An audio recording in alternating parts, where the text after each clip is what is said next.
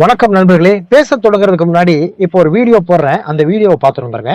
எவ்வளவு ஏறிச்சு சார்? ரொம்ப கம்மியா இருக்கு சார். 16,000 ரூபாய் கட்டணும் சார். இப்ப 16,000 6,000 வருது. அண்ணன் பிரவீன் காந்தி பேர்ல தான் காந்தியை சேர்த்துக்கிட்டாரு.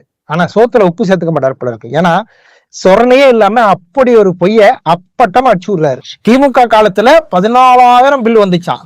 தாவேகா காலத்துல இப்போ 3,000 4,000க்குள்ளதான் பில்லு வருதான். அது என்ன 3,000 4,000க்குள்ள?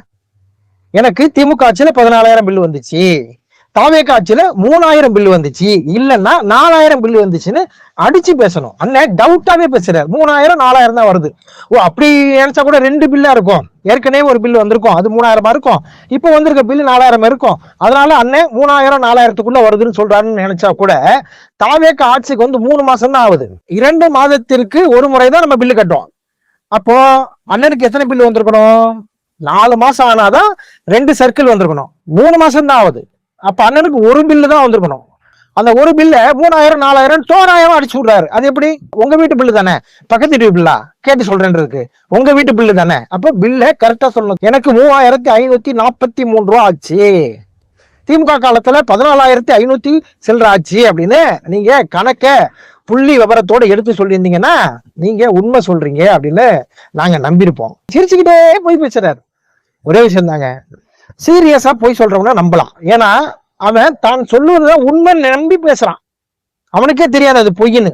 தான் சொல்றது உண்மை நம்பி பேசுவான். அப்ப அவன் சீரியஸா பேசுவான். சிரிச்சுக்கிட்டே பேசுறான் பாருங்க. இவனுக்குள்ள வேற ஒரு அர்த்தம் இருக்கும், உள்ள வேற அர்த்தம் இருக்கும், வெளியே ஒண்ணு பேசுவான். அது மாதிரி சிரிச்சுக்கிட்டே போய் பேசுறான் நம்ப கூடாது. அவன் திட்டமிட்டு பேசுவான்.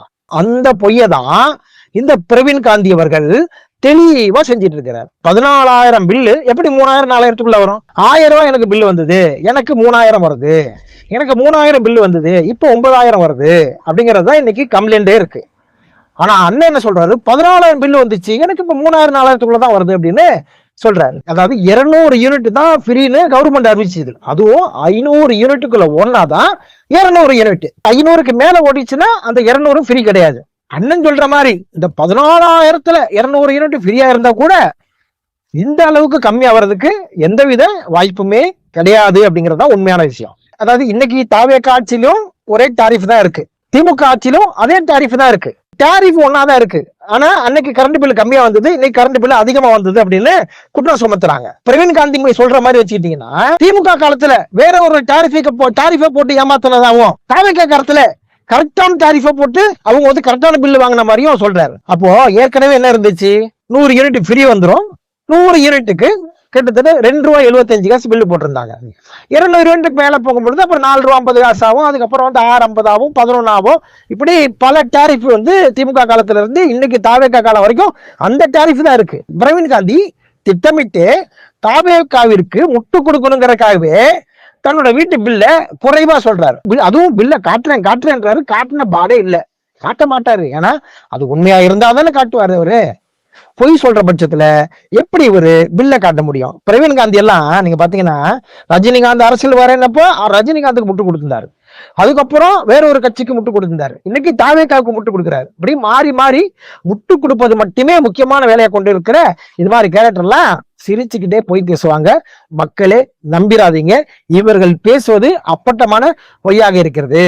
கரண்ட் பில்லு அதிகமா சில இடங்களை வந்திருக்கு அப்படின்னு இபி அதிகாரிகளே ஒத்துக்கிட்டு இருக்காங்க. ஆமா, இது ஏதோ தவறு நடந்திருக்கு, அந்த தவறை நாங்க திருத்த பாக்குறோம் அப்படின்னு அதிகாரிகளே சொல்லிட்டாங்க.